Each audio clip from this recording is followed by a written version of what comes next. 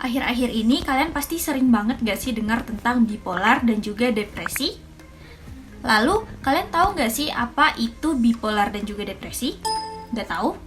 Yuk simak video berikut ini. Assalamualaikum warahmatullahi wabarakatuh. Halo teman-teman semuanya, perkenalkan kami dari kelompok 7 Psikologi Abnormal kelas A, Prodi Psikologi Fakultas Kedokteran Universitas Andalas yang beranggotakan saya sendiri Rati Hilmi Putri, Armenda Nur, Shirley Lutfia Salsa, dan Zata Nur Syadrina. Pada kesempatan kali ini, kami akan berbagi psikoedukasi mengenai depresi dan juga bipolar. Nah, teman-teman akhir-akhir ini pernah ngeliat berita ini nggak sih? Kemudian teman-teman udah tahu belum apa itu depresi dan juga bipolar? Nah, yang pertama kita harus tahu dulu nih pengertian dari depresi. Depresi adalah gangguan emosional atau suasana hati yang buruk ditandai dengan rasa sedih yang berkepanjangan, rasa putus asa, putus harapan, merasa bersalah, dan juga merasa tidak berarti. Sehingga seluruh proses mental seperti berperilaku, berperasaan, dan juga berpikir dapat mempengaruhi motivasi seseorang untuk melakukan aktivitas sehari-harinya termasuk hubungan sosial dan juga hubungan interpersonal. Selanjutnya, jenis-jenis dan gejala dari depresi. Nah, teman-teman, ternyata depresi ini terbagi atas dua macam loh. Yang pertama ada major depressive disorder atau depresi mayor. Yang kedua ada dysthymia atau dysthymic.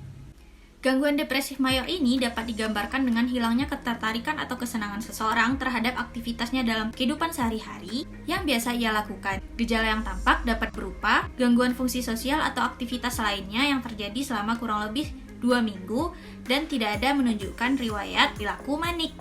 Gejalanya dalam DSM-5 adalah yang pertama, individu dapat merasa tertekan sepanjang hari bahkan hampir setiap hari. Perasaan ini dapat diketahui melalui laporan individu itu sendiri atau orang yang berada di dalam lingkungan sosialnya. Nah, catatan pada anak-anak atau remaja, gejalanya dapat tampak seperti mood yang mudah tersinggung. Yang kedua, berkurangnya minat atau kesenangan terhadap aktivitas apapun. Aktivitas apa aja nih, nggak bersemangat atau nggak mau ngelakuin apa-apa. Ketiga, penurunan berat badan yang sangat drastis atau kenaikan berat badan yang sangat drastis juga. Misalnya, perubahan lebih dari 5% dari berat badan sebelumnya. Atau penurunan nafsu makan dan juga peningkatan nafsu makan setiap harinya. Yang keempat, terjadinya insomnia atau hipersomnia. Jadi orang yang depresi ini bisa aja tidur yang berlebihan atau sulit tidur. Kelima, terjadinya agitasi atau perlambatan psikomotor. Dan yang keenam, tiap hari nih bisa aja badan tuh rasanya capek banget, lelah banget. Ketujuh, perasaan tidak berharga atau merasa bersalah yang sangat berlebihan. Atau bisa aja merasa nggak pantas nih buat jadi apa-apa, nggak pantas buat ngelakuin apa-apa. Hal ini mungkin aja bisa bersifat delusi. Nah, juga terjadi hampir setiap harinya. 8. Berkurangnya kemampuan untuk berkonsentrasi dalam hal apapun seperti belajar, bekerja, atau melakukan aktivitas sehari-harinya. Hal ini juga bisa dirasakan nih sama si individu yang menderita atau orang lain yang mengamati individu tadi. Dan yang ke-9, adanya perasaan ingin bunuh diri atau perasaan kematian gitu. Contohnya seperti ide bunuh diri yang berulang kali tanpa adanya rencana tertentu. Kemudian yang kedua, jenis dari depresi tadi ada dysthymia atau dysthymic. Nah, karakteristik dari gangguan dysthymic ini mirip dengan depresif mayor tadi. Hanya saja pada dysthymic bersifat lebih ringan. Gangguan dysthymic ini dapat digambarkan dengan suasana hati yang rendah, yang sedih, atau merasa terpuruk, dan juga merasa tertekan. Dan pada gangguan dysthymic ini tidak terdapat gejala psikotik, melainkan hanya perasaan tertekan yang kronik yang terjadi sepanjang hari atau setiap hari. Dan bisa saja terjadi kurang lebih selama 2 tahun.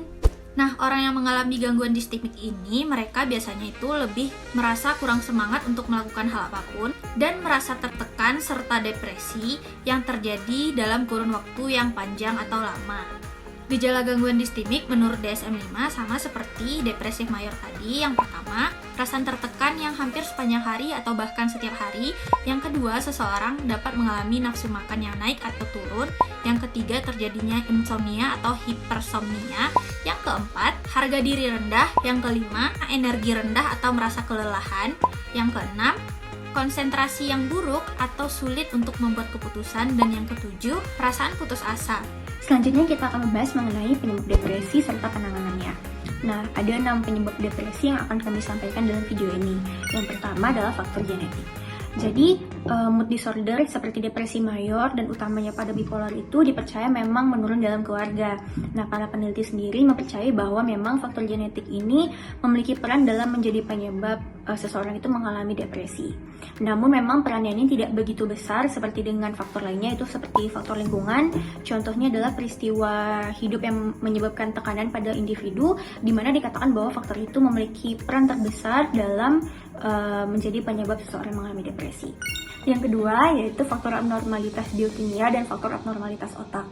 Jadi, para peneliti juga menemukan bahwa ternyata depresi itu dapat disebabkan oleh adanya dua ketidakteraturan pada bagian otak kita. Nah, yang pertama itu adalah ketidakteraturan pada jumlah reseptor neuron penerima. Jadi, seseorang mengalami depresi itu dikatakan memiliki kelebihan atau kekurangan neurotransmitter pada bagian otaknya. Kemudian yang kedua adalah ketidakteraturan pada sensitivitas reseptor bagi neurotransmitter tertentu. Kemudian peneliti juga menemukan bahwa tingkat metabolisme tubuh seseorang yang mengalami depresi itu lebih rendah, serta ukuran korteks prefrontalnya juga lebih kecil dibandingkan dengan orang yang sehat atau tidak mengalami depresi. Nah, korteks prefrontal sendiri memang berfungsi dalam mengatur neurotransmitter otak, serta berkaitan langsung dengan pengaturan mood atau suasana hati seseorang. Yang ketiga adalah faktor implikasi perkembangan. Jadi depresi ini juga dapat disebabkan oleh adanya penyimpangan ataupun gangguan pada masa perkembangan seseorang. Nah, implikasi dari penyimpangan ini terbagi atas 4 fase atau 4 masa. Yang pertama adalah fase kanak-kanak, di mana mungkin si anak ini pada fase kanak-kanak mengalami masalah makan, mengalami temper tantrum, ataupun mengalami kekecewaan yang memang mengakibatkan rasa trauma pada dirinya. Kemudian yaitu fase remaja, di mana pada fase remaja ini mungkin remaja mengalami konflik kemandirian yang berkaitan dengan proses pendewasaan dirinya. Kemudian yang ketiga adalah fase tua, di mana pada fase tua ini mungkin seseorang dihadapkan oleh stresor yang begitu banyak terkait dengan pertambahan usianya, seperti konflik keuangan, perubahan fungsi tubuh, ataupun penyakit fisik yang dideritanya. Kemudian terakhir adalah fase postpartum, di mana fase ini berkaitan langsung dengan perubahan hormon tubuh individu. Nah, yang keempat adalah faktor kehilangan. Jadi depresi juga dapat disebabkan oleh kehilangan yang sifatnya nyata ataupun imajinasi saja. Nah, kehilangan di sini contohnya seperti kehilangan cinta, kehilangan seseorang, kehilangan fungsi fisik, kehilangan status, ataupun kehilangan harga diri. Yang kelima adalah peristiwa kehidupan. Nah, jadi peristiwa-peristiwa yang terjadi dalam hidup kita itu dapat menyebabkan terjadinya depresi. Yang keenam adalah faktor perubahan fisiologis. Nah, jadi suasana hati atau mood seseorang itu memang berkaitan langsung dengan penyakit fisik yang dideritanya ataupun pengobatan yang dijalaninya. Jadi juga kebanyakan ada orang yang mengalami depresi karena baru saja didiagnosis mengalami penyakit fisik ataupun penyakit psikis yang kronis. Nah, depresi ini terjadi akibat orang itu belum bisa menerima penyakit yang dideritanya ataupun tertekan saat menjalani pengobatan untuk menyembuhkan penyakitnya. Selanjutnya yaitu penanganan dari depresi. Nah, depresi ini dapat ditangani dengan 2 cara, yaitu dapat mengubah pola hidup serta melakukan pengobatan ataupun terapi psikologis. Nah, dalam mengubah pola hidup, kita dapat melakukan beberapa cara. Yang pertama adalah dengan berolahraga teratur, kemudian mengatur pola makan. Selanjutnya kita juga harus memiliki keberanian dan kemauan untuk berubah. Kemudian kita harus mendekatkan diri kepada Tuhan Yang Maha Esa, serta melakukan refleksi ataupun berlibur. Nah, untuk pengobatannya sendiri, jika merasa mengalami gejala depresi, kita perlu berkonsultasi kepada orang yang ahli di bidangnya seperti psikolog ataupun psikiater. Nah, jika memang dirasa memerlukan obat untuk mengatasi gejala-gejala yang dihadapi mengenai depresi, maka kita akan diberikan obat. Setelah berkonsultasi tadi, kita juga akan diberikan usulan mengenai terapi-terapi yang perlu dijalani. Nah, contoh-contoh terapinya itu adalah seperti terapi interpersonal, konseling kelompok ataupun dukungan sosial, serta cognitive behavioral therapy atau CBT. Oke, baik. Selanjutnya itu terkait bipolar. Nah, teman-teman udah pada tahu nggak sih apa itu bipolar?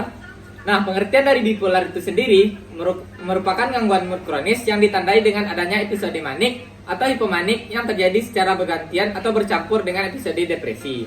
Atau bisa juga dikatakan bahwa gangguan bipolar ini merupakan gangguan yang menyerang kondisi psikis seseorang yang ditandai dengan adanya perubahan suasana hati yang sangat ekstrim berupa manik atau depresi.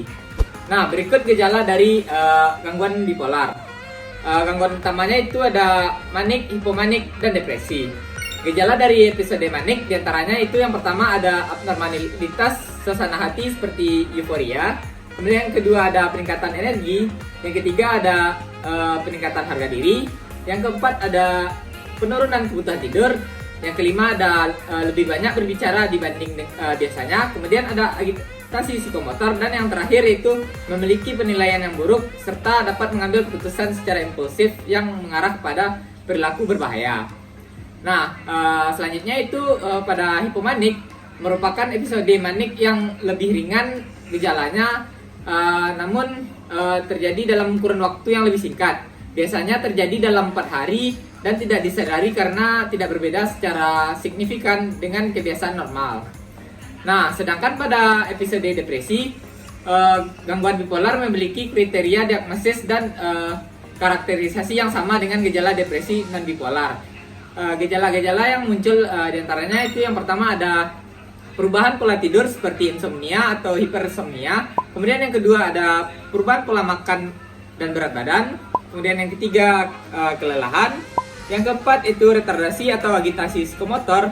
Kemudian yang kelima adanya perasaan tidak berharga atau rasa bersalah. Yang ketujuh penurunan konsentrasi. Dan yang terakhir itu memiliki pemikiran tidak wajar seperti keinginan untuk bunuh diri. Nah, mungkin sekian terkait pengertian bipolar dan gejala-gejalanya. Dan selanjutnya akan dilanjutkan oleh teman saya di berikut. Oke, selanjutnya kita bakal bahas apa aja sih jenis-jenis dari gangguan bipolar. Nah, di sini ada 3, yaitu gangguan bipolar 1, gangguan bipolar 2, dan ada psikotimik. Nah, pada gangguan bipolar tipe 1 ini, penderitanya bakal mengalami perubahan mood yang sangat drastis. Jadi, penderitanya akan mengalami fase depresif selama sekitar 1-2 minggu dan dilanjutkan oleh fase manik selama sekitar 1 minggu. Nah, apa sih itu fase depresif dan fase manik?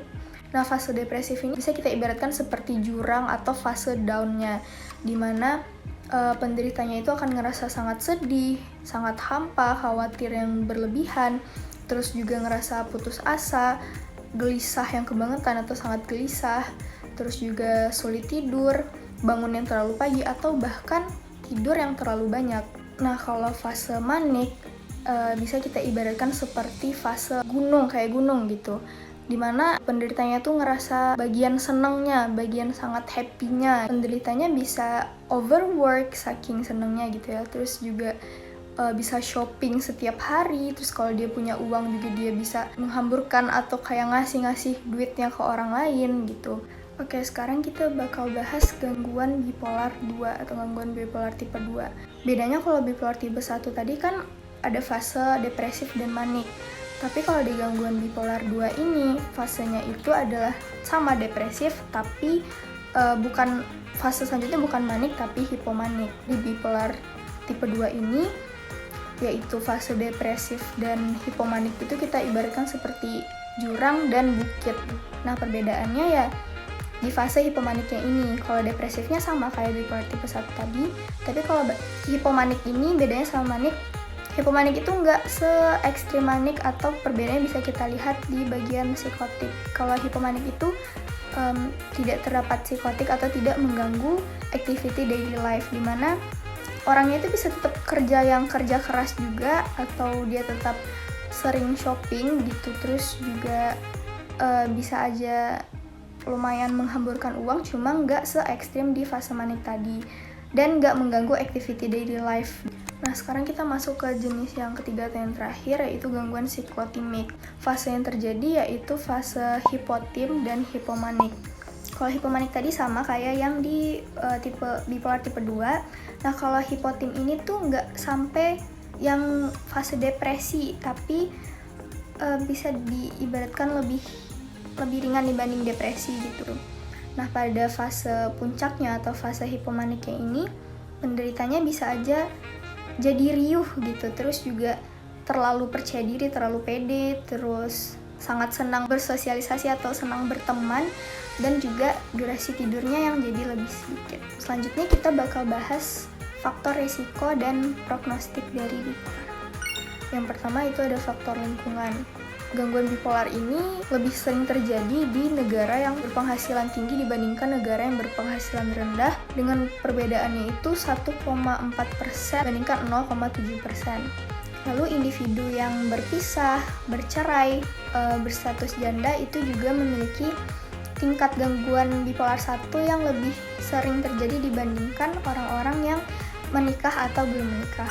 Lalu ada faktor genetik dan fisiologis, di mana riwayat keluarga dengan gangguan bipolar itu juga meningkatkan atau menjadi salah satu faktor resiko untuk seorang individu mengalami gangguan bipolar. Ada peningkatan resiko 10 kali lipat lebih tinggi ketika seseorang itu memiliki kerabat atau keluarga yang memiliki gangguan bipolar 1 atau gangguan bipolar 2. Besar resikonya ini meningkat dengan kedekatan hubungan kekerabatan itu sendiri. Pembahasan yang terakhir yaitu psychological treatment for bipolar. Jadi obat-obatan secara medis itu merupakan komponen yang penting dari perawatan terhadap orang yang mengidap gangguan bipolar. Namun perawatan psikologis itu dapat melengkapi obat-obatan tadi untuk membantu banyak masalah sosial dan psikologis yang terkait. Psikoterapi ini juga dapat membantu mengurangi gejala depresi pada orang yang mengidap gangguan bipolar. Lalu pendekatan psikoedukasi itu biasanya akan membantu orang atau penderitanya itu belajar tentang gejala gangguan yang dia alami, waktu-waktu gangguan yang mungkin akan muncul, pemicu biologis atau psikologis apa yang akan memicu gejalanya, terus juga seperti apa strategi pengobatan yang akan ia jalani. Nah, setelah menyimak beberapa penjelasan dari teman-teman kita tadi, pasti kalian dapat memahami perbedaan dari depresi dan juga bipolar, serta penyebab, gejala, dan juga jenis-jenisnya. Nah, jika teman-teman sekalian merasakan hal yang serupa dengan yang sudah disebutkan tadi, jangan self-diagnose ya. Silahkan kunjungi psikolog atau psikiater terdekat untuk melakukan konsultasi, serta bagaimana perawatan selanjutnya. Sekian psikoedukasi yang dapat kami sampaikan. Apabila terdapat salah-salah kata, mohon dimaafkan dan semoga bermanfaat. Dadah!